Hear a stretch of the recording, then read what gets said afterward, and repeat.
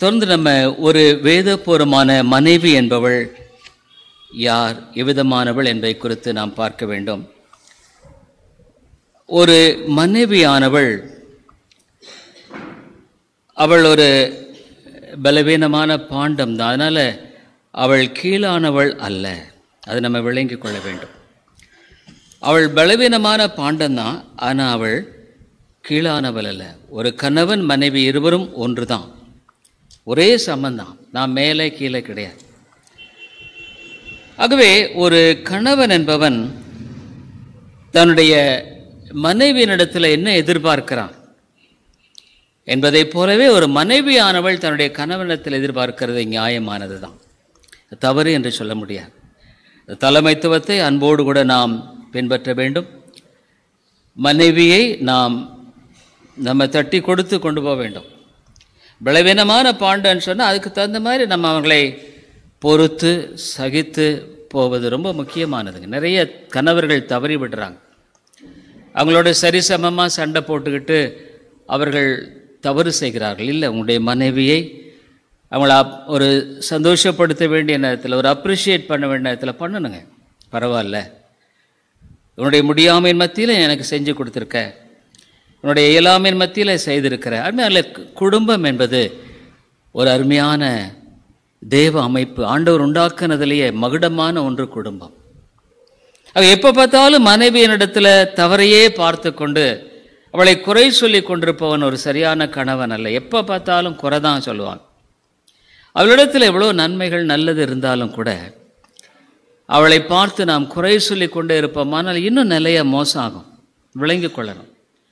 குறைகள் இல்லாத மனைவி அல்ல, குறைகள் இல்லாத கணவன் இல்லை. ஆனால் அதை நாம் அந்தளவுக்கு பொறுத்து அந்த சூழ்நிலையில் நாம் ஞானமாய் நடக்கிறோம் என்பது ரொம்ப முக்கியமானது. அவ என்னுடைய மனைவியானவள் குறைவுள்ளவளாக இருக்கிறாள். அவள் பலவீனமான பாண்டம் தான், எமோஷனலாக முக்கியமாக. ஒருவேளை மனைவி எந்த விதத்தில் பலவீனமான பாண்டம் அப்படின்னு சொல்கிறீங்கன்னு கேட்டால், எமோஷனாக ஒரு மருத்துவ ரீதியாக கூட பார்க்கும் பொழுது இந்த காரியங்களை நான் முக்கியமாக சொல்ல வேண்டியிருக்குது. ஒரு கணவன் என்பவனுக்கு அவளுடைய சரீர மாற்றங்கள் என்பது அதிகம் இல்லைங்க, சரியான.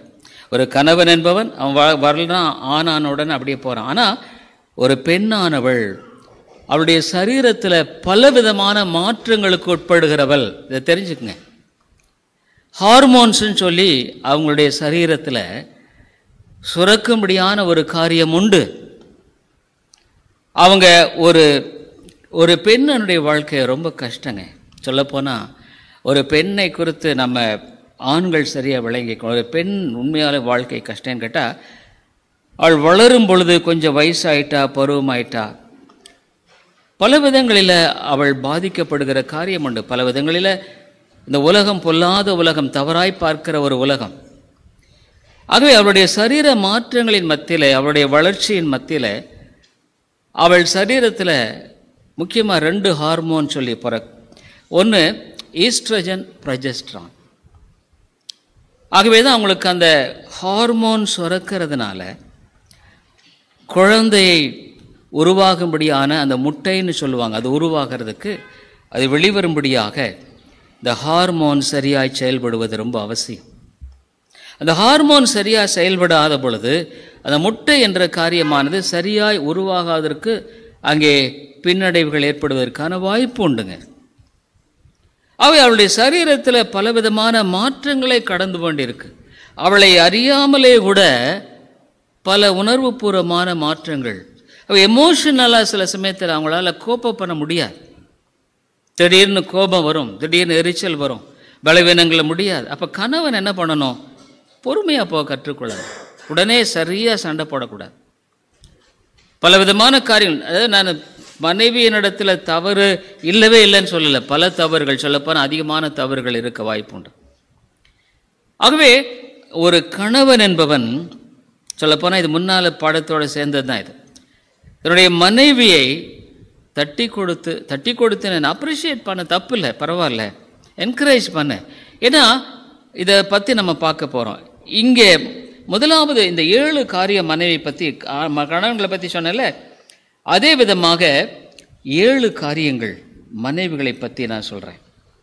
என்ன ஒரு காரியம் அப்படின்னு சொன்னால், இங்கே முதலாவது காரியம் என்னவென்றால், மனைவியானவள் கணவனுக்கு துணையாக கொடுக்கப்பட்டவள்.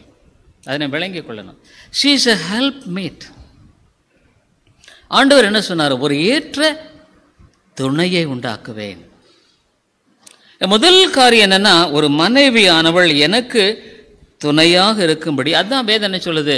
திருமணமாகாமல் இருக்கக்கூடாது, திருமணமாகணும். தனியாக இருப்பது சரியில்லை. அவள் எவ்வளவுதான் பலவீனமாக இருந்தாலும், எவ்வளவு அறிவீனங்கள் இருந்தாலும், she is my helper. ஆண்டவர் எனக்கு உதவியாக இருக்கும்படியாக நியமிக்கப்பட்டவள். அதை நம்ம விளங்கிக் கொள்ளணும். ஒரு கணவன் சரியாக விளங்கிக் கொள்ளணுங்க. அதே சமயத்தில் அவங்களுடைய சரீரத்தில் பல மாற்றங்கள் ஏற்படுகிறது. மாற்றங்கள்னா ஹார்மோனல் சேஞ்ச், எமோஷ்னலாக. திடீர்னு பார்த்தீங்கன்னா உங்களுக்கு தெரியும், பீரியட்ஸ்ன்னு சொல்லுவாங்க. இந்த பீரியட்ஸுன்ற சூழ்நிலையில் அவங்க எமோஷ்னலாக அந்த உணர்வு பூர்வமாக நம்மளை கோப்பா பண்ண முடியாது. ஏதாவது சின்னது சொன்னால் கூட கோபம் வரும். எதையுமே பொறுத்து கொள்ள முடியாது. சசெப்டிபிள் டு என்வாயன்மெண்ட். அதே சமயத்தில் ஞானமாக நீ நடக்க வேண்டும். அதே சமயத்தில் என்ன பண்ண, உன்னுடைய உதவிக்கு உதவி செய்யணும். முடியுமானால் வல்ல படுத்திருந்தால் அவனை சமைக்க முடியுமா, அல்லது நம்முடைய பிள்ளைகளை பயிற்சிவிக்க வேண்டும். பிள்ளைகள் உதவியாக இருக்கும், அம்மாவுக்கு பாரு இப்படி சரியில்லை. இதெல்லாம் முக்கியமான விதத்தில் உனக்கு உதவியாக இருக்கும்படியாக மனைவி கொடுக்கப்பட்டவள், உபத்திரவமாக இருக்கும்படியாக அல்ல. அப்போ மனைவி உபத்திரவமாக இருக்கிறதே இல்லையா? அது ஏன் கேட்குறீங்க? படு உபத்திரம் பண்ணுறவங்களாம் இருக்கிறாங்க, அதுவும் இருக்கு. ஆனால் ஆனால்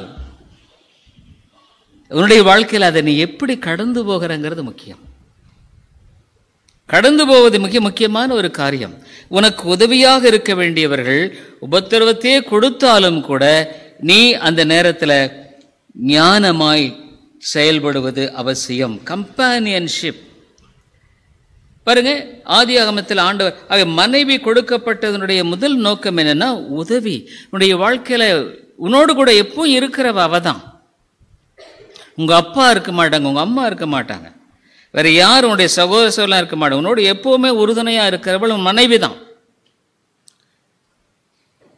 ஜெனசிஸ் ஆதியாகமம் 2:20 அப்படி ஆதாம் சகலவித நாட்டு மிருகங்களுக்கும் ஆகாயத்து பறவைகளுக்கும் சகலவித காட்டு மிருகங்களுக்கும் பேரிட்டான். ஆதாமுக்கோ ஏற்ற துணை இன்னும் காணப்படவில்லை.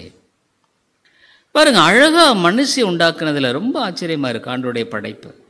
நான் சொன்னேன் இல்லைங்களா, காலையில கொஞ்சம் மண் எடுத்து திரும்ப அவருடைய ஜீவசுவாசத்தை ஊதி இருக்கலாம், செய்யல. அவர் என்ன பண்றா? இதுல 2 காரியம் இருக்குது. ஒன்று, அவருடைய தியாகம். அவனுடைய ஒரு பகுதியவே அவன் எட்டு கொடுக்கறான். அவனுடைய விலா எலும்பை அவன் சாக்ரிஃபைஸ் பண்ண, தியாகம் பண்றான். இன்னொன்று, அவருடைய தியாகமானது அவனுக்கு வெகுமதியாய் கொடுக்கப்படுகிறது. ஆண்டவர் அழகா ஒரு ஸ்திரியை உண்டாக்கி அவளை சகலத்தையும் தாங்கும், சகலத்தையும் சகிக்கும். அவங்களோட பலவீனம் இருக்கலாம், பல அறிவீனம் இருக்கலாம், அவசரப்படலாம், எமோஷனலாக வீக்கு தான் அவங்க. கண்டிப்பாக நிறைய சமயங்களில் பெண்கள் நீங்கள் பார்த்தீங்கன்னா, நீ ஏதாவது ஒன்று சொன்னால் உடனே ஏதாவது எமோஷ்னலாக ஒன்று சொல்லுவாங்க. அந்த நேரத்தில் என்ன பண்ணணும்? பொறுமையாக கொஞ்சம் இரு. உடனே நீ எமோஷனல் ஆயிட்டு. இன்னைக்கு பிரச்சனை எப்படி தெரியுங்களா? குடும்பத்தில் ஒருத்தர் எமோஷன் ஆனால் உடனே அவங்க எமோஷன். இங்கே பேசுனா இன்னும் ஒருத்தர் அப்படி பேசு, சத்தமே அடுத்த வீட்டுக்கே கேட்குற மாதிரி வந்துடும் கடைசியில்.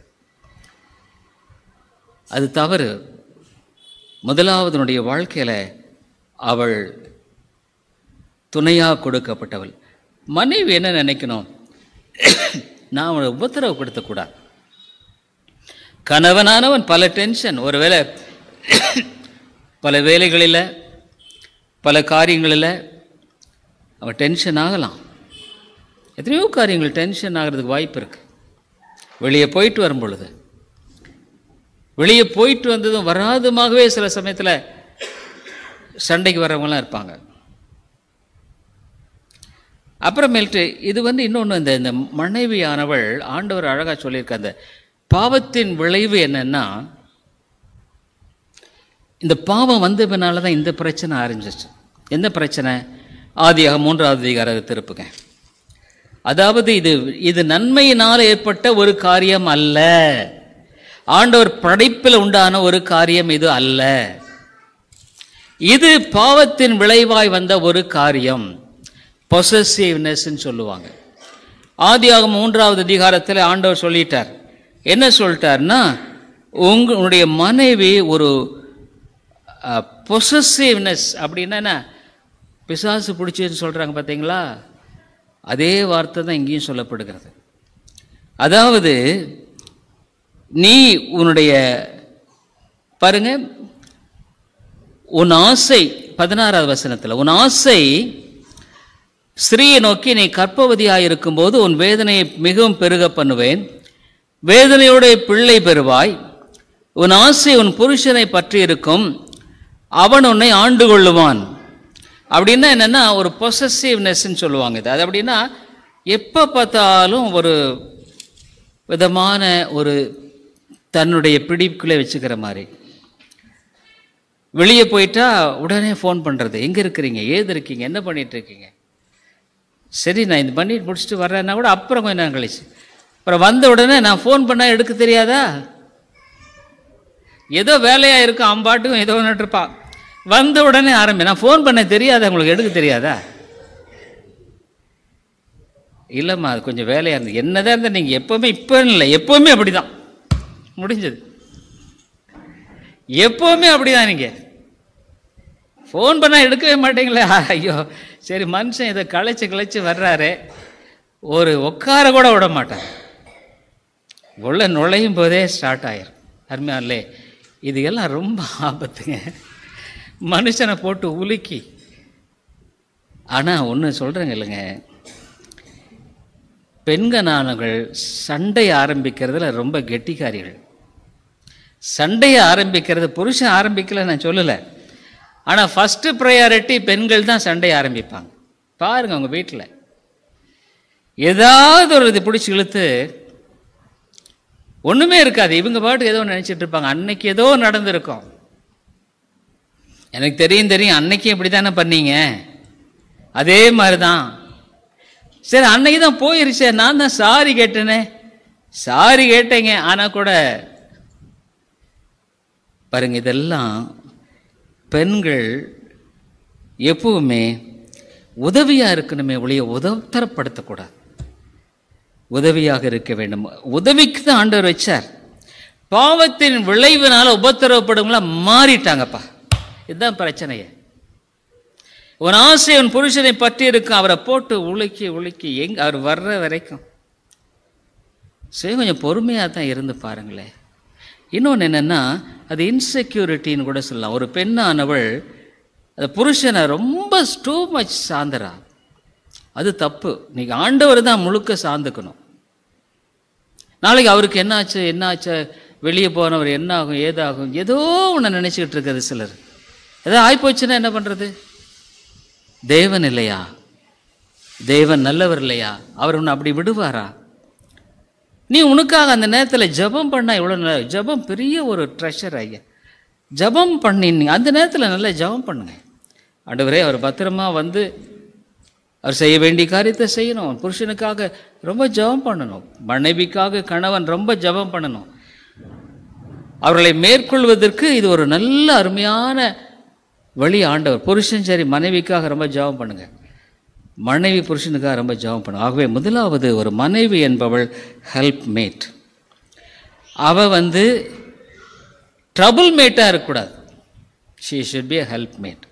ரெண்டாவது வந்து வேதம் என்ன சொல்லுது? எபேசியர் 5 வாசிக்கிறோம் 22, மனைவிகளே கர்த்தருக்கு கீழ்ப்படிகிறது போல உங்கள் சொந்த புருஷருக்கு கீழ்ப்படியுங்கள். ஒபீடியன்ஸ் அப்படின்னா புருஷன் சொல்கிற எல்லாத்துக்கும் நான் அப்படியே தலையாட்டிட முடியுமா? முடியாது, தேவையில்லை. அப்படி அதனுடைய அர்த்தம் என்னென்னா, சரி அவர் சொல்கிறாரா, நம்ம யோசிக்கிறோம் உடனே அவுட் ரைட்டாக இல்லை அதெல்லாம் முடியாது, அப்படி பண்ணக்கூடாது இப்படி பண்ணக்கூடாதுன்ட்டு. That's wrong. நீ என்ன பண்ணணும்? உடைய கணவனுக்காக நீ ஜெபம் பண்ண. ஆண்டவரே என் கணவன் ஒரு சரியான ஒரு தலைமைத்துவத்தில் என்னை நடத்தணும், அவர் தவறாக நடத்தினா நான் சரியா இல்லை போயிடும். என்னுடைய பிள்ளைகளுக்கு சரியில்லாமல் போயிடும். ஆகவே என்னுடைய கணவன் சரியான ஒரு தலைமைத்துவத்தை, சப்மிஷன். சின்ன காரியமாக இருக்கும், அதுக்கு போய் பெரிய சண்டை வந்துடும். சின்ன காரியம் எத்தனையோ டிவோர்ஸ் ஆகிடு தெரியுங்களா? சின்ன காரியமாக இருக்கும். நீங்கள் கோர்ட்டில் பார்த்தீங்கன்னா அவங்க சொல்கிற அந்த காரியமெல்லாம் பார்க்கும் பொழுது சின்னதாக தான் இருக்கும், ஆனால் பெரிய கோர்ட்டில் பிரச்சனை வந்துடும். இதை கோர்ட்டில் சொல்லுவாங்க. சிலர் சொல்லுவாங்க, ஒரு டிவோர்ஸ் ஆச்சு, ஏம்மா உங்கள் கணவனை நீ டிவோர்ஸ் பண்ணுறேன்னு அந்த அம்மா சொன்னது, எங்கள் புருஷன் குரட்டை போட்டால் என்னால் தூங்க முடியல சார், அதனால் டிவோர்ஸ் வந்துட்டேன்ட்டாங்க. என்னங்க குரட்டை போட்டால் வேற ஒரு ரூமில் தான் அவர் படுக்க வச்சிடுறது, பாவம். சவுண்ட் ப்ரூஃபாக ஒரு ரூம் அவர் ரெடி பண்ணி கொடுத்துட்டா கூட பரவாயில்ல, இல்லை சவுண்ட் ப்ரூஃபாக போட்டால் உங்கள் அந்த குரட்டைங்க. ஆனால் இந்த அம்மா இந்த குரட்டை போட்டனால என்ன தூங்க முடியல, அதனால டிவோர்ஸ். இது சாதாரணமாக நடக்கிறதுங்க. இன்றைக்கி அமெரிக்காவில இப்படி தான் நடக்குதுங்க. ஜனங்கள் இப்படி தான் நடக்கிறாங்க. உன்னுடைய வாழ்க்கையில் நான் ஏற்கனவே சொன்ன மாதிரி அன்பு, புருஷனில் அன்பு கூறணும். ஆகவே சப்மிஷன் உடைய மனைவி. ஆனால் புருஷன் சரியில்லை அப்படின்னும் பொழுது உன்னுடைய வாழ்க்கையில் எப்படி சப்மிட் பண்ணுறது நீ கேட்கலாம். உன்னுடைய புருஷனுக்காக ஜெபம் பண்ணு. அவர் ஒருவேளை சரியில்லைன்னா பாருங்கள், நீங்கள் இப்படி சொல்கிறீங்க, தாழ்மையாக சொல்லணும். நீங்கள் இப்படி சொல்கிறீங்க, right, spirit of submission, right, நீங்கள் சொல்கிறது ரைட்டு, ஆனால் இப்படி செஞ்சால் இப்படி பிரச்சனை இருக்குது, அதுக்கு நீங்கள் என்ன பதில் சொல்கிறீங்க? கலந்து ஆலோசிக்கிறதுல தப்பு இல்லை, அதை குறித்து சிந்திக்கிறதுல தப்பு இல்லையே.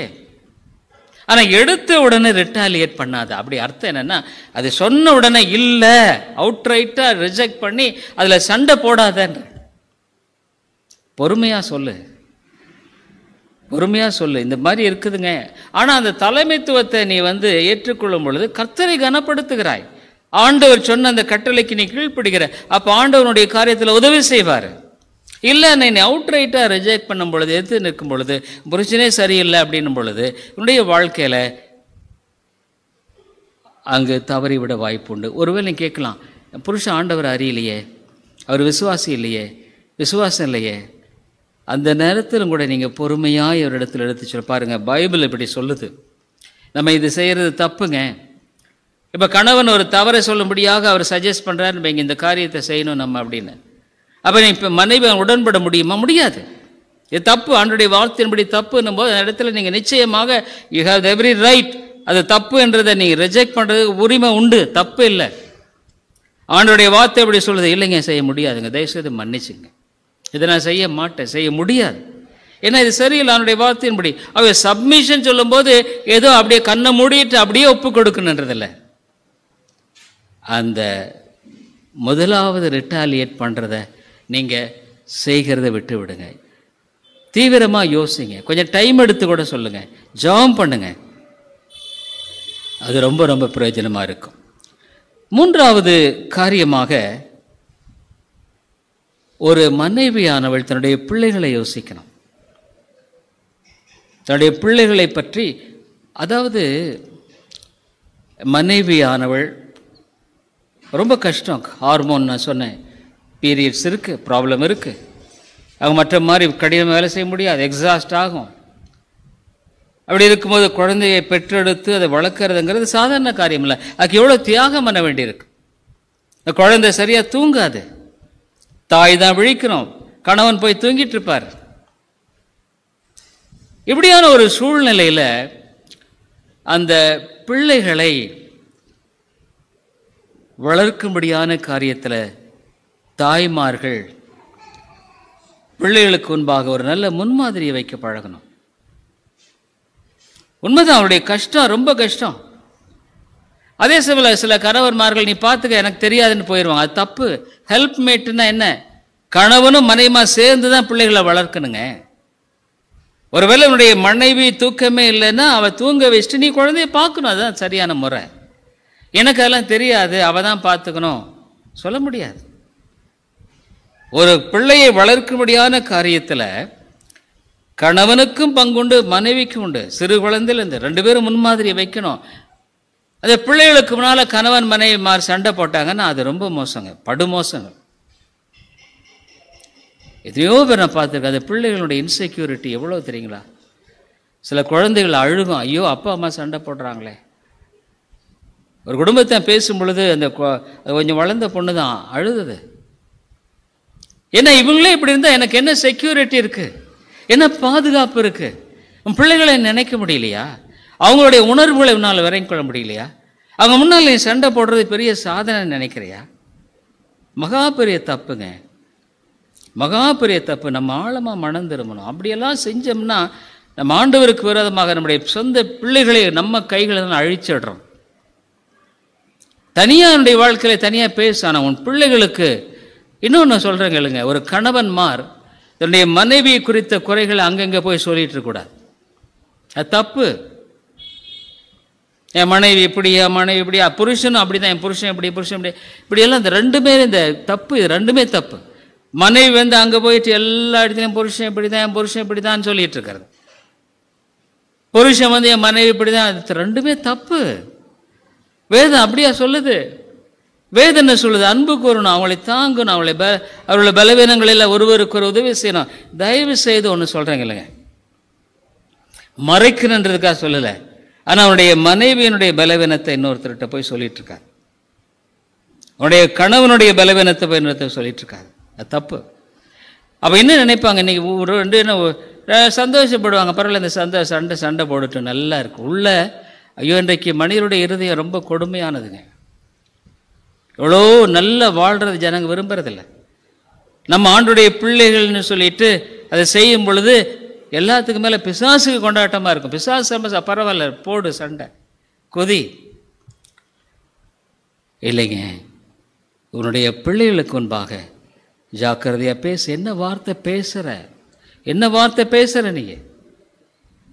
நீ பேசுறது சரியா? அதே சமயத்தில் ஒன்று தெரிஞ்சுக்குங்க, உன் பிள்ளைகளிடத்தில் போய் உங்கள் அப்பா இப்படின்னு சொல்லாத. தப்பு, மகா பெரிய தப்பு. உங்கள் அப்பா சரியாக இருந்தால் இந்த குடும்பம் சரியாக இருக்குன்னு சொல்லாத. அது தப்பு. நீ ஆண்டவரே குறை சொல்கிற. உன் மனைவி அவங்க அம்மா சரி இருந்தால் எல்லாம் சரி இருக்குன்னு போய் பிள்ளைகளிடத்தில் சொல்லாத. ஒரு மகா பெரிய தப்பு. எத்தனை பெற்றோர்கள் தப்பு செய்கிறாங்க தெரியுங்களா? உன் தப்பு அவங்க அப்பா தான் செய்கிறதுனால தான் நான் இதை செய்கிறேன், உங்கள் அம்மா செய்கிறதான் இதை செய்கிறேன். அது நியாயப்படுத்த, அது பாவங்க, பாவம். தேவனுக்குன்னு சொல்ல, ஆண்டவரே இந்த காரியம் இப்படி இருக்கு. ஆனால் உன் பிள்ளைகளுக்கு, ஆனால் ஒன்னே ஒன்று சொல்கிறேன் கேளு, நாளைக்கு உன் பிள்ளைகள் உன்னுடைய கணவனையோ மனைவியோ மதிக்காத மாத்திரமல்ல, உன்னையும் மதிக்க மாட்டாங்க. ஒரு கணவன் வந்து தன்னுடைய பிள்ளைகளிடத்தில் உங்கள் அம்மா சரியில்லைன்னு சொன்னால் அம்மாவை மதிக்க மாட்டாங்க, பின்னால் அப்பாவையும் மதிக்க மாட்டாங்க. நீ சரியாக வழி நடத்தலை. அதே விதமாக ஒரு பிள்ளைகளிடத்தில் ஒரு மனைவி உங்கள் அப்பா சரியில்லைன்னு சொன்னால் நாளைக்கு அம்மாவும் மதிக்க மாட்டாங்க, அப்பாவும் மதிக்க மாட்டாங்க. ரொம்ப ஆபத்துங்க. இதில் சாதாரணமாக செய்யக்கூடிய பாவங்களாக இருக்கிறது. உடைய கணவன் மனைவி அவளுக்குள்ளாக இருக்கிற எத்தனை காரியமாக இருந்தாலும் மற்ற இடத்துல போய் பேசாது. உனக்கு ஆண்டவர் தெரியாதா? அவனிடத்தில் ஜெபம் பண்ண அவர் உதவி செய்ய நீ நம்பலையா? அது இன்னும் உன்னை உன்னுடைய குடும்பத்தை பலவீனப்படுத்தும். உடைய குடும்பத்தை குறித்து மற்றவர்கள் அற்பமாக எண்ணுவார்கள். உடைய குடும்பத்தினுடைய ஒரு நல்ல பெயரை நீ கெடுக்கிற. சில அப்பா அம்மாட்ட போய் சொல்லுவாங்க, அதான் ஏன் ஆதாம் செஞ்ச, நீ கொடுத்த மனைவி தேவனே குற்றம் சாட்டுறதை பார்க்குறோம். அது ரொம்ப ரொம்ப தப்பு. அது செய்யக்கூடாத ஒரு காரியம். ஆகவே மாடல் மாதிரியாக இருந்து பழகணும். ஒப்பு கொடுத்து வாழு, முற்றிலும் ஒப்பு கொடுத்துன்னு இல்லை. நான்காவதாக நீ யோசிக்கணும், உன்னுடைய ஹெல்ப்மேட் டு த ஹஸ்பண்ட். அதாவது ஏற்ற துணைங்கிறது வர ஹெல்ப்மேட்டுங்கிறது. ஏற்ற துணைன்னா அந்த கணவனுடைய பலவீனத்தில் நீ பொருந்தி கொள்ளும்படியாக ஒரு காரியம், அவருடைய குறைவை நிறைவாக்கும்படியாக ஆண்டவர் உன்னை வச்சிருக்கார். அவனுடைய இருக்கிற பல குறைவுகளை சரிபடுத்த முடியாத ஆண்டவர் நாங்கள் வச்சிருக்கிறார். ஏற்ற துணை என்னும் பொழுது அந்த இடத்துல to fit and to properly fitting, இணைந்து இசைந்து வாழுகிறது. அவனுடைய பலவீனத்தின் மத்தியில் தான் ஆண்டவர் உன்னை கொண்டு வந்து கொடுக்கிறார். உன்னில் அவனிடம் தான் உன்னை நீ வந்து தனியாக வரல, ஒரு மனைவி தனியாக வரல, தெரிஞ்சுக்கணும். நீ வந்து ஒரு புருஷனுடைய எலும்பு தான். திருமணம் என்று சொல்லும் பொழுது பெரிய ரிசர்ச் தான். என் எலும்பு எங்கே இருக்கிறது என்று கண்டுபிடிக்கிற ஒரு பொண்ணு பார்க்குறேன்னா என் எலும்பு எங்கே இருக்குன்னு பார்க்குற நீ. ஏற்ற துணையை உண்டாக்குவார். ஹெல்ப்மேட்டுன்னா உன்னுடைய வாழ்க்கையில் நீ என்ன பண்ணணும்? உதவி செய்யணும். அவருடைய பணிகளில் உதவி செய்யணும், அவருடைய பலவீனங்களில் உதவி செய்யணும். அதில் பார்த்தீங்கன்னா கம்பானியன்ஷிப்னு சொல்லுவாங்க. அதாவது ஒரு உற்ற நண்பனை போல. ஏற்ற துணைங்கிறதுல ரொம்ப ஆழமான ஒரு அர்த்தம் இருக்குதுங்க. இதை வச்சு நீங்கள் நிறைய காரியம் சொல்லலாம். ஏற்ற துணை அதாவது இவனுக்கு இந்த மனைவியை தவிர வேற யாரும் ஃபிட் ஆக மாட்டாங்கன்னு அர்த்தம். இவளுக்கு இந்த கணவனை தவிர வேறு யாரும் ஃபிட் ஆக மாட்டாங்கன்னு அர்த்தம். ஆகவே இந்த உலகத்தில் ஆண்டவர் படைக்கும் பொழுதே இவளுக்கு இவன் தான். அம்மையால் இன்றைக்கு திருமண உறவுங்கிறது சின்னாபன்னமாயிருச்சு மேற்கத்திய நாடுகளில். பாவத்தினுடைய அகோரம் இன்றைக்கு குடும்பங்களில் அவிதமாய்ப்போச்சு. அப்போ ஆண்டவர் திட்டமிட்டு செயல்படுத்தியிருக்கிற அந்த காரியத்தை நம்முடைய வாழ்க்கையில் நாம் ஏற்றுக்கொள்ள வேண்டும். ஒரு கம்பானியன், ஒரு ஹெல்ப்பர் அப்படின்னா உதவி செய்கிறவர்களாக. அவரால் முடியலையா? உன்னால முடிஞ்ச உதவி, உன்னால முடிஞ்ச உதவி. உன்னுடைய வாழ்க்கையில் யோசிக்கணும். தீமோத்தேயு வளரும் பொழுது தீமோத்தேயுடைய அப்பா ஒரு தெய்வ பக்தி உள்ள மனுஷன் இல்லை. ஆனால் தீமோத்தேயுடைய அம்மாவும் பாட்டியும் தெய்வ பக்தி உள்ளவர்கள். அதான் 2 தீமோத்தேயுல வாசிக்கிறோம். 2 தீமோத்தேயு 4வது வசனத்தில், உன்னில் உள்ள மாயமற்ற விசுவாசத்தை நினைவு கூறுகிறதினால் என் முன்னோர்கள் முதற்கொண்டு சுத்த மனசாட்சியோடைய ஆராதித்து வரும் தேவனை நான் ஸ்தோத்தரிக்கிறேன். அந்த விசுவாசம் முந்தி உன் பாட்டியாகிய லோவிசாலுக்குள்ளும் உன் தாயாகிய ஐனிகேயாவுக்குள்ளும் நிலைத்திருந்தது, அது உனக்குள்ளும் நிலைத்திருக்கிறது. அப்பா சரியில்லை ஆகவே இப்படின்னு விட்டுற முடியுமா? ஞானமுள்ள ஸ்திரீ தன் வீட்டை கட்டுகிறாள். ரொம்ப அழகா. ஞானம் இல்லாத ஸ்திரீ நீதிமொழிகளில் சொந்த கைகளினால் இடிச்சு போடுறான். அப்போ எவ்வளவு பெரிய ஒரு பொறுப்பை ஒரு ஸ்திரீனிடத்தில் ஆண்டவர் கொடுத்து. ஒரு குடும்பத்தை கட்டுவதும் ஒரு குடும்பத்தை இடிப்பதும் பெண்ணினிடத்தில் தான் இருக்குன்னு பைபிள் சொல்லுது. ஆகவே தான் ஆகுவதும் ஆனால் பெண்ணாலே, அழிவதும் பெண்ணாலே. ஒரு ஞானமுள்ள ஸ்திரீ வீட்டை, எந்த ஞானம்? தெய்வீக ஞானங்க. அது ஆண்டுடைய ஞானம். அவனிடத்தில் ஜெபம் பண்ண. உடைய பிள்ளைகள் தகப்பன் தேவனை அறியாதுள்ளா, தாய் தேவனை அறியாதுள்ளா, அவங்களுக்கு பொறுமையாக சொல்லணும். நாம் ஜெபம் பண்ணுவோம், ஆண்டவரிடத்தில் ஜெபிப்போம். எத்தனை குடும்பங்களில் மனைவிகள் சரியில்லை, பெற்றோர் சரியில்லை, பிள்ளைகள் நல்ல ஆண்டவருக்குள்ளே வந்துடுறவங்க எத்தனையோ பேர் இருக்கிறாங்க. அப்போ உன்னுடைய வாழ்க்கையில் நீ உன்னுடைய கணவனையோ மனைவியோ குறை சொல்லிக்கொண்டே வாழ்வதை விட இன்னொன்று, நீங்கள் 2 பேரும் இணைந்து அவளை வளர்க்கிற பொறுப்பு இருக்கு. Both of you should have the responsibility. உன் மனைவிக்கு சொல்லணும். ஒருவேளை தெரியாத இருக்கலாம், பைபிள் இப்படி சொல்லுது பார்க்கலாம். நம்ம உட்காந்து நேராக 2 பேரும் சேர்ந்து படிக்கலாம். அந்த குடும்பத்தை பற்றி நீங்கள் உட்காந்து பேசலாம். போகிற இடத்துல ஆலோசனைக்காக வரலாம், போதனுடைய காரியங்களை தேடலாம்.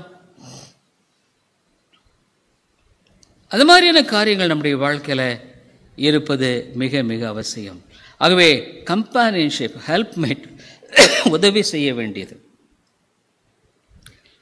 அடுத்தது நீங்கள் பார்த்தீங்கன்னா, ஒரு தாயாக நீங்கள் அருமையார்களே, ஒரு தாய் என்பவள் உண்மையிலேயே அசாதாரணமான ஒரு நிலைப்பாடு தாங்க.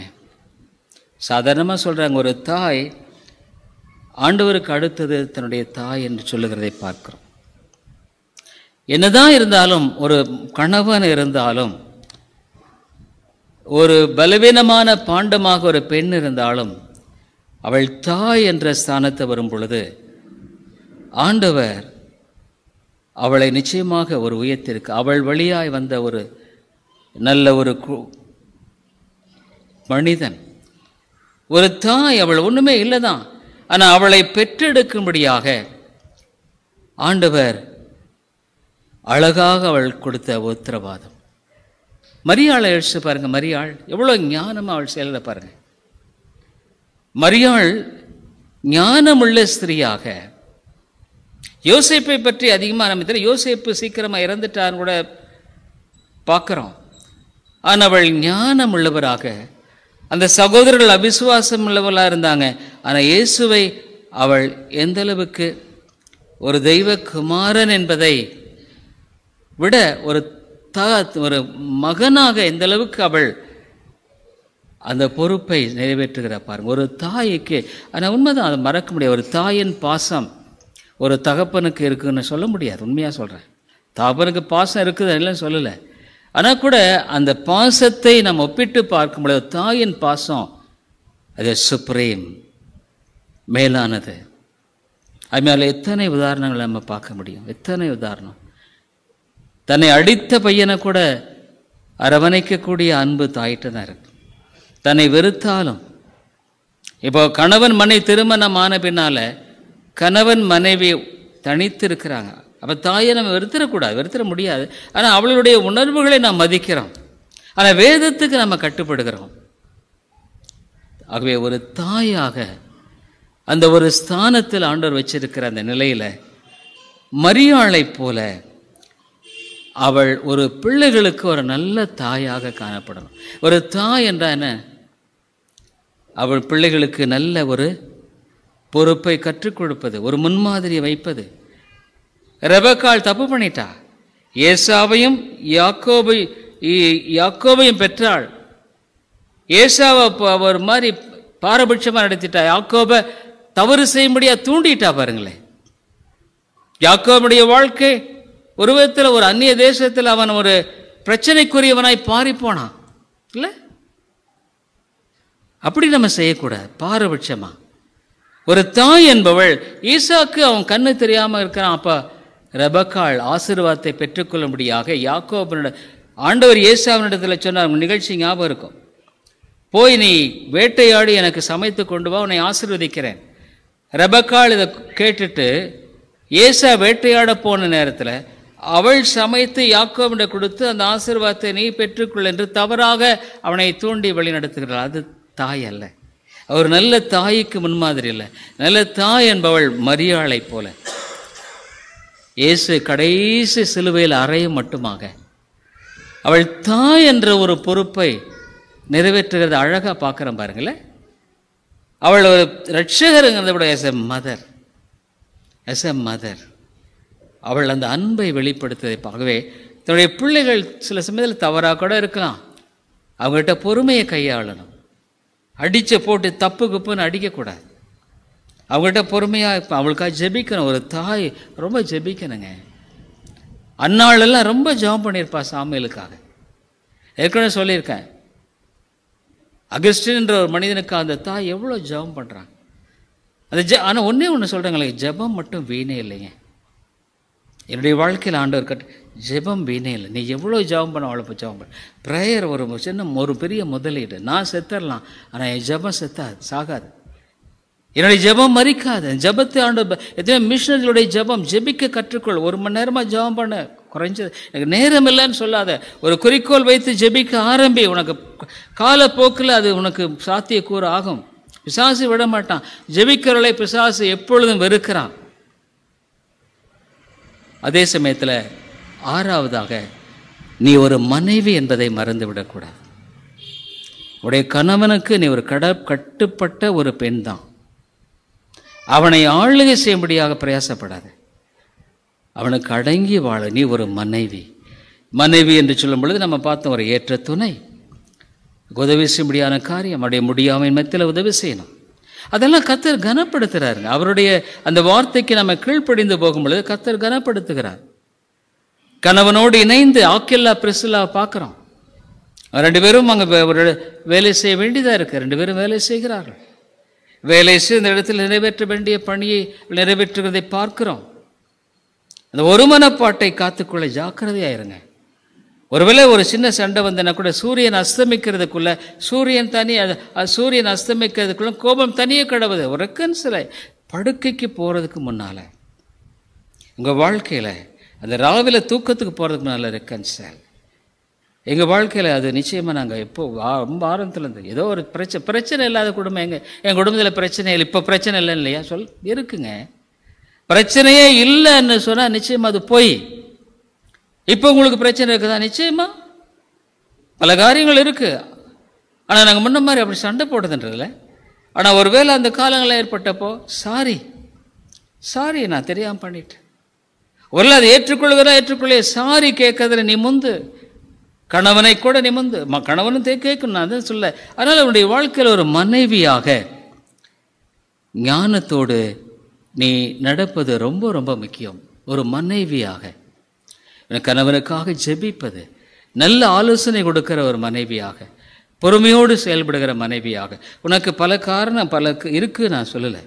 ஹார்மோனல் ப்ராப்ளம் இருக்குது, உன்னுடைய இன்ஸ்டெபிலிட்டி, உன்னுடைய நேச்சர், உன்னுடைய பல காரியங்கள் இருக்குது. ஆனாலும் நீ ஆண்டவரிடத்தில் ஜெபம் பண்ண, ஆண்டவரே நான் என் கணவனுக்கு ஒரு துணையாக இருக்கணும்.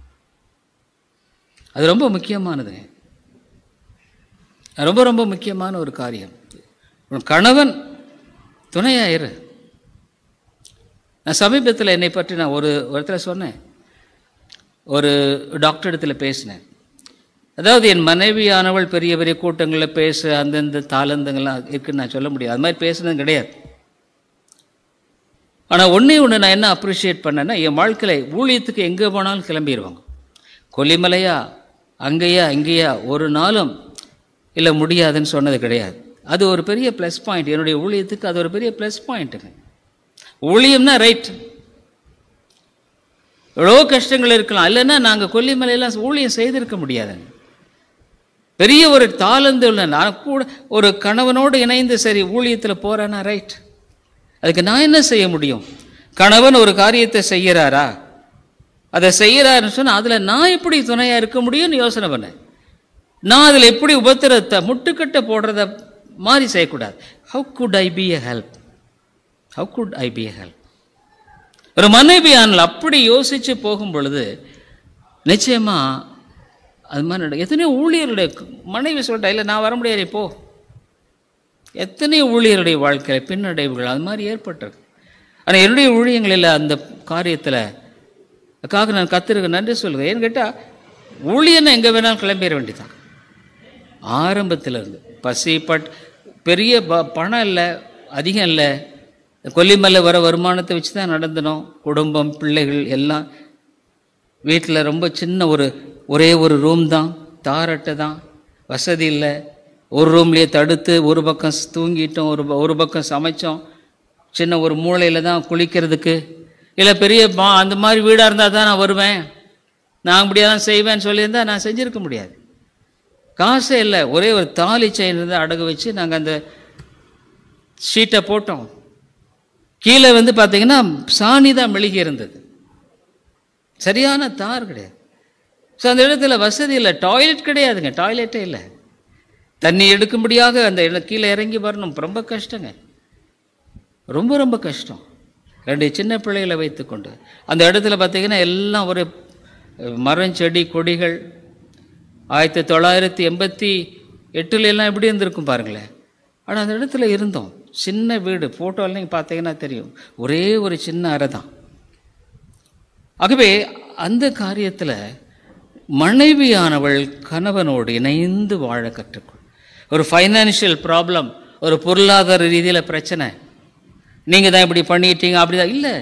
இந்த சூழ்நிலையில் நம்ம என்ன செய்யலாம், எப்படி செய்யலாம், எதை நிறைவேற்ற, அப்படி நீ போனேன்னா உடைய கணவனோடு இணைந்து நீ போக கற்றுக்கொள். தனியாக பிரித்து பார்க்காது. எனக்கு ஒத்து வரலன்னா இல்லை நான் அப்படி போகிறேன்னு போகாது, அது தப்பு. ஒரு ஹெல்ப்மேட், ஒரு கம்பேனியன்ஷிப் ரொம்ப ரொம்ப முக்கியங்க. ஒரு கணவனுடைய அதான் சொல்கிறாங்க இல்லைங்களா, ஆவதும் பின்னாலே அழிவதும் பின்னாலே. எத்தனையோ பேருடைய வாழ்க்கை அழிஞ்சு போச்சு, எத்தனையோ பேருடைய வாழ்க்கை கட்டப்பட்டதும் பின்னால். அதை நீங்கள் யோசிக்கணுங்க. கடைசியாக டெலிஜென்ஸ் அண்ட் ரிசோர்ஸ்ஃபுல். உன் கணவனிடத்தில் நீ ஒருவேளை நீ பெரிய ஒருவேளை பணக்காரியாக இருந்திருக்கலாம், ஏழையாக இருந்திருக்கலாம். நீ வந்த இடத்துல இருக்கிற சூழ்நிலையில், அந்த சூழ்நிலையில் இருக்கிறதுல திருப்தியாக, கொஞ்சம் சம்பளமாக திருப்தியாக செலவு பண்ண, அதை கணக்கிட்டு செலவு பண்ண, இல்லையா ஜெபம் பண்ண. பிள்ளைகளுக்கு இந்த காரியம் இருக்குது, கணவனோடு இணைந்து ஒரு ரிசோர்ஸ்ஃபுல்னஸ். அதாவது உனக்கு இருக்கிற வருமானம் ஆண்டவர் உனக்குன்னு இவ்வளோதான் நினைச்சிருக்கார். ஞானமுள்ள ஸ்திரீ தன் வீட்டை கட்டுகிறாள். உண்மையாக சொல்கிறேங்க, நீங்கள் கொஞ்சமாக இருந்தால் கூட ஆண்டவரிடத்தில் ஒப்பு கொடுத்து அதை நீங்கள் செஞ்சு பாருங்கள். ஆண்டவர் உங்களுடைய வாழ்க்கையை கட்டுவார், அவருடைய பிள்ளைகளை வாழ்க்கையை கட்டுவார், அருமையாக செய்வாருங்க. பெரிய காரியங்களை ஆண்டவர் செய்ய முடியுங்க. ஒரு மனைவியானவள் மிகப்பெரிய உன்னத ஸ்தானத்தை வைக்கிறவள். ஏன்னா இந்த கணவனுடைய வாழ்க்கைக்கு அவள் ஒன்று உறுதுணையாக இருக்க முடியும் அல்லது உபத்திரமாக இருக்க முடியும். உபத்திரமாக இருக்கக்கூடாது, தப்புங்க. அது தேவனுக்கும்பா குற்றம். உதவியாக நான் இருப்பேன். ஆண்டவரே அவர் சொல்கிறாரா கேட்குறேன். அவருடைய பலவீனத்தில் உதவி செய்கிற என்னால் முடிஞ்ச அளவு. ஆமாம், என்னுடைய வாழ்க்கையில் நீ இதுதான் கொடுத்துருக்காரு ஆண்டவரை ஏற்றுக்கொள்ள கற்றுக்கொள். நான் ஒரு படத்தை பார்த்தேன். சார்ல்ஸ் இன்னும் எவ்வளோ நேரம் சார்ல்ஸ் ஓ அப்போ 1 மணிக்கு நான் முடிச்சிடறேன். பாருங்க, ஒரு இடத்துல பார்த்தேன், ஒரு படம் இருந்தது. அந்த இடத்துல அக்செப்ட் யுவர் லிமிட்டேஷன். அது ஆண்டவர் உனக்கு என்ன கொடுத்துருக்காரு அதை ஏற்றுக்கொள்ளப்பா. ஒரு அளவிற்கா இதுதான். ஏழையான கணவனா, சம்பளம் கம்மியா, ஏற்றுக்கொள். Accept your limitations and go beyond. அதுக்கு மேலே நீ எப்படி போக முடியும்னு யோசனை பண்ணிப்பார். நீ இதையே ஒத்து வர மாட்டேங்கிறியே, இதுலேயே நீ சண்டை போட்டுக்கிட்டு பாரு, எனக்கு இப்படி பத்தலை அப்படி பத்தலை. உன்னுடைய செலவை நீ குறைக்க வேண்டி இருக்கலாம், குடும்பங்களில் செலவு குறைக்க வேண்டி இருக்கலாம். இருக்கிற ரிசோர்ஃபுல்னஸ் பாருங்கள். ஞானமுள்ள ஸ்திரீ, கணவன் வேலை செய்யிட்டு வந்துடுறான், அந்த சம்பளம் அவ்வளோதான், அதை நீ ஞானமிட்டு திட்ட. ஆகவே ஒரு குடும்பத்தை நடத்துவதில் ஒரு பெண்மணியானவளுடைய பங்களிப்பு சாதாரணமானது அல்ல, அற்பமாக எண்ணிடக்கூடாது. நான் தான் சம்பாதிக்கிறேன், சம்பாதிச்சா கூட அதை ஒழுங்காக சமைச்சு செய்து பிள்ளைகளை வளர்க்குறது யார்? பெண் தானே. நீ சம்பாதிச்சா காசு எல்லாத்தையும் கொண்டாந்துருமா? அவ ஒரு மனைவியானவள், ஒரு அருமையான மனைவி என்பவள் அவளுடைய வாழ்க்கையில் கணவனோடு இணைந்து இசைந்து, அவருடைய பலவீனங்கள் இருக்கலாம். அவர் அப்படி தான், என்ன பண்ணுறது, கொஞ்சம் கோபப்படுவார், ஆனால் சரியாயிடுவார். அதுக்கு மண்ணு கட்டிட்டு நிற்காத, கொஞ்சம் பொறுமையாய்ப்போ, அமைதியாப்போ, தேவனுடைய சமூகத்தில் உன்னை தாழ்த்திப்போ. அப்போ ஆண்டவர் எப்படி உன்னுடைய குடும்பத்தை கட்டுவார்? கர்த்தர் வேதம் என்ன எல்லாத்துக்கு மேலே ஒன்று சொல்லி முடிக்கிறேன். கர்த்தர் வீட்டை கட்டாராகில் கட்டுவுடைய பிரயாசம் விருதா. கணவனாகட்டும் சரி, மனைவியாகட்டும் சரி, ஆண்டவர் உன் வீட்டை கட்டலைன்னா நீ எவ்வளவுதான் பணம் வச்சுக்கோ, நீ எவ்வளோதான் படிச்சிரு, எவ்வளோதான் உன்கிட்ட பொருள் இருக்கட்டும், என்னதான் இருக்கட்டும், முடியாது. ஆகவே கணவனும் சரி மனைவியும் சரி, ஆண்டவரே நீர் என் வீட்டை கட்டலைன்னா நீ ஒருவேளை திட்டமிடலாம். வேதம் என்ன சொல்லுது? அதை வாய்க்க பண்ணுகிற கர்த்தர். சீட்டு மடியில் போடப்படும் ஜெயமோ கர்த்தரால் தான் வரும். எல்லாத்துக்கும் மேலே கணவன் மனைவி சேர்ந்து ஜெபிங்க, சேர்ந்து ஜெபிங்க. பல காரியங்களை ஒருவேளை ஒரு குறிப்பிட்ட நேரத்தில் சேர்ந்து ஜெபம் பண்ணுங்க. ஆண்டவரே இந்த காரியங்கள் எல்லாம் இருக்குது, இதை எப்படி செய்கிறது எங்களுக்கு தெரியல, இந்த மாதிரி ஒரு குறைபாடு இருக்குது, இந்த சூழ்நிலையில் என்ன பண்ணுறது? அதுமாதிரி உண்மையாக சொல்கிறேங்க, ஆண்டவருடைய சத்தியத்துக்கு நம்ம இணங்கி கொடுத்து ஒரு கணவனுக்கு மனைவி கீழ்ப்படிய வேண்டும். கணவன் மனைவியை தன்னுடைய சொந்த சரீரத்தை போல நேசிக்கணும்னு பைபிள் சொல்ல. தெரிஞ்சுக்கங்க, அன்புங்கிறது சாதாரணமான அன்பு இல்லை. ஒரு சொந்த சரீரத்தை போல ஒரு மனைவி நல்லா இருந்தா இல்லை, பலவீனமாக இருக்கும் போல, முடியாமல் அறிவின் மற்ற சொந்த சரீரத்தை போல நேசிப்பா. ஆண்டவர் அழகாக அவனுடைய வாழ்க்கையை கட்டுவார். செபிப்போம். அன்புள்ள ஆண்டவரே, ஒரு குடும்பம் என்பது எவ்வளோ அருமையான ஒரு காரியம். எவ்வளோ காரியங்களில் இன்றைக்கு ஆண்டவரே, இன்றைக்கு சின்ன காரியத்தில் குடும்பங்கள் எப்படி சின்னாபின்னமாயிருது ஆண்டவரே.